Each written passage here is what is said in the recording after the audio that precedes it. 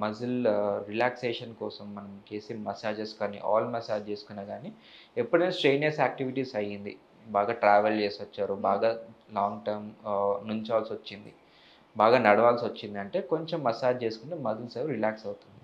And ఇంకొక most important thing ఏందంటే కొంతమందికి డిస్క్ బల్ సయాటికా వచ్చినా గానీ పిక్కలలో నొప్పిలాగా రావచ్చు. ఓకే. అండ్ ఇంకొక నెగ్లెక్ట్ చేసిందంటే డీవీటీ అంటాం. Deep vein thrombosis.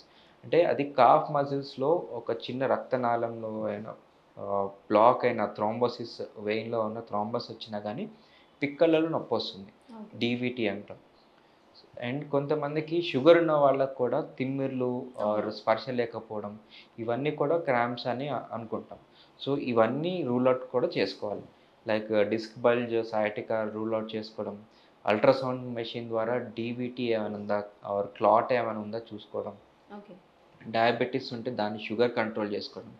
ఇవన్నీ చేసుకుంటే గూడా మనకి క్రాంప్స్ కాకుండా వేరే కారణం వల్ల ఒకవేళ పిక్కలలో నొప్పొస్తుంటే అది కూడా చెక్ చేసుకోవాలి.